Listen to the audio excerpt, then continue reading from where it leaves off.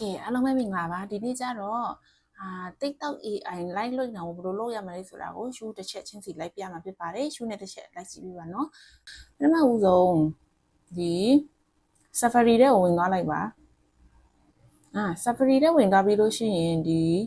Google ထဲဝင်သွားလိုက်ပြီးတော့ဒီနေရာလေးတစ်ချက်ပြန်ဝင်ပါမယ်နော်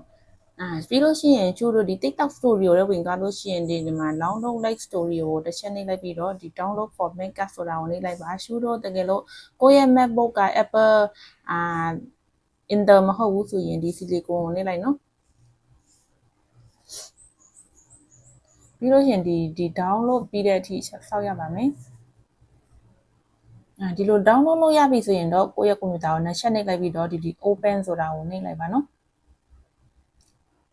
ဒီလိုလေးပေါ်လာလို့ရှိရင်ဒီဟာလေးကိုနှိပ်ပြီးတော့ဒီ application တွေကိုထည့်လိုက်ပါ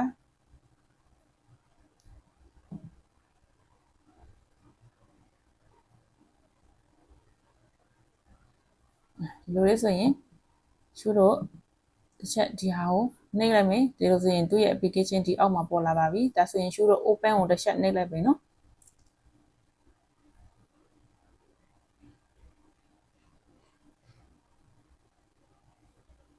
တကယ်လို့ဒီလိုလေးပေါ်လာလို့ရှိရင် got it နှိပ်လိုက်နော်ဒီလိုဆိုရင်ရှုတော့ဒီမှာ6လေးဆိုတာကိုတစ်ချက်နှိပ်လိုက်ပါဒီမှာဆိုရင်ဒီလိုစာမျက်နှာလေးပေါ်လာပါလိမ့်မယ်ဒီလိုစာမျက်နှာလေးပေါ်လာလို့ရှိရင်ရှုတော့ကဒီမှာဓာတ်ရိုက်လိုက်မလို့ပဲနဲ့ကိုလုတ်ထားတဲ့ကိုယ့်ရဲ့ဗီဒီယိုကိုနှိပ်မယ်ဆိုရင်ဒီ add result ဆိုတာကိုတစ်ချက်နှိပ်လိုက်ပါနော်ဒီဟာလေးကိုတစ်ချက်နှိပ်လိုက်ပါဒီလိုလေးပေါ်လာလို့ရှိရင်ကိုကဗီဒီယိုထဲမှာဖြစ်တဲ့အတွက်ဒီဗီဒီယိုတစ်ချက်နှိပ်လိုက်ပါဗီဒီယိုနှိပ်လို့ရှိရင်ဒီမှာ add ဆိုတာကိုနှိပ်လိုက်ပါဒီလိုလေးကြာလာပါလိမ့်မယ်ဒီလိုလေးကြာလာလို့ရှိရင် select file ကိုတစ်ချက်နှိပ်လိုက်ပါဒီလိုဆိုရင်ရှုတော့ကကိုယ်မှာရှိတဲ့ဗီဒီယိုကိုထည့်လိုက်ပါမယ်ဒီလိုဆိုရင်ရှုတော့ဒါကိုရှုတော့ရဲ့ဗီဒီယိုပေါ့နော်ဒါကို open နှိပ်လိုက်မယ်ပြီးလို့ရှိရင်ကိုယ့်ရဲ့ဗီဒီယိုကိုထပ်ခါလာစေချင်တဲ့အတွက်ကြောင့်တကယ်လို့ရှုတော့က9မိနစ်စာပဲရိုက်ထားတယ်ဆိုရင်တကယ်လို့သူက9မိနစ်ပြီးသွားလို့ရှိရင်ဗီဒီယိုကပြီးဆုံးသွားမှာဖြစ်တဲ့အတွက်ကြောင့်ဆက်ပြီးတော့ line လွှင့်လို့ရအခြေအနေကခက်ပါမယ်အဲ့ဒီအကြောင်းဒီနှစ်ခုကိုနှိပ်ထားလိုက်ပါဒီနှစ်ခုကိုနှိပ်ထားလို့ရှိရင်ဗီဒီယိုက9မိနစ်ပြီးလို့ရှိရင်သူကအစအနေပြန်စတယ်အဲ့လိုမျိုးဗီဒီယိုတွေထပ်ခါလာလို့ရှိရင်ဒီနှစ်ခုကိုပြင်ထားလိုက်ပါပြီးလို့ရှိရင်ဒီမှာ as the result ဆိုတာကိုနှိပ်လိုက်ပါပြီးလို့ချင်းဒီနေရာလောက်လို့ချင်းဒီဟာလေးအပြည့်ထားခြင်းတယ်ဆိုရင်ဒီနေရာမှာဒါလေးတစ်ချက်နှိပ်လိုက်နော်ဒီလိုဆိုရင်ကိုယ့်ရဲ့ဗီဒီယိုကအပြည့်ဖြစ်သွားပါပြီပြီးတော့ကိုယ့်ရဲ့မျက်နှာအနောက်ခံမျက်နှာစကင်ခုနကင်မရာကိုတော့ပိတ်ထားလိုက်နော်ဒီလိုလေးဖြစ်နေပြီဆိုရင်ရှုတော့ကထပ်ပြီးတော့ဒီ Chrome ထဲကိုတစ်ချက်ဝင်သွားလိုက်နော်ဒီ Chrome ထဲမှာတစ်ချက်ဝင်သွားလို့ရှိရင်ရှုတော့ TikTok ဖြစ်ထားတဲ့ Gmail ကိုတစ်ချက်နှိပ်လိုက်ပါမယ်ဒီနေရာလေးရောက်ရင်ချိုးတော့ဒီနေရာမှာ TikTok Shop Streamer ဆိုတာကိုတစ်ချက်နှိပ်လိုက်ပါနော်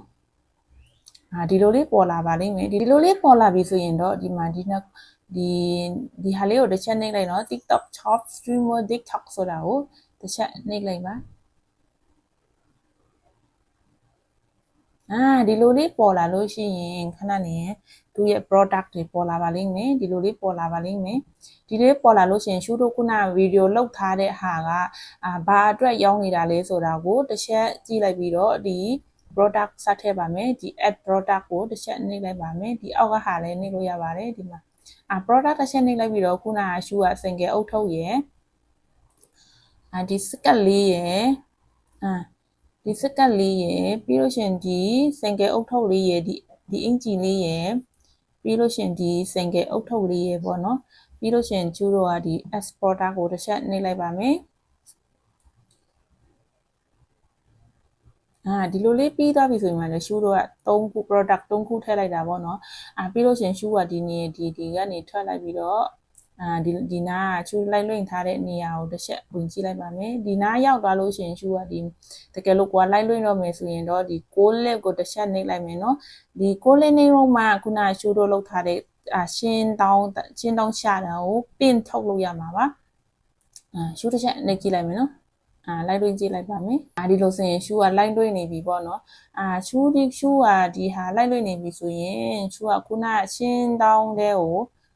ခုနရှူရှင်းတောင်းချထားတဲ့ Chrome တွေကိုတစ်ချက်ဝင်ပြီးတော့ရှူသွားပြီးတော့ပင်ထောက်ပါမယ်စင်ကဲဥထုပ်ကိုပင်ထောက်ပါမယ်ဒီလိုလေးပေါ်လာရင်တော့ရှူပင်းထောက်လို့အောင်မြင်ပါပြီလိုက်တဲ့မှာရှူပင်းထောက်ထားတဲ့အုတ်ထုပ်ပုံလေးတက်လာတယ်ဆိုရင်တော့ပင်းထောက်တာအောင်မြင်ပါပြီเนาะရှူရဲ့ဗီဒီယိုကိုကြည့်ပြီးတော့ AI လိုက်လွှင့်တာတတ်သွားတယ်ဆိုရင်တော့ကျေးဇူးအများကြီးတင်ပါတယ်ရှူရဲ့နောက်ဗီဒီယိုတွေလုပ်ဖို့အားရှိအောင်ရှူရဲ့ဗီဒီယိုတွေကို like and follow လေးနဲ့ subscribe လေးတစ်ချက်နှိပ်သွားပေးကြပါနော်အားလုံးပဲကျေးဇူးတင်ပါတယ်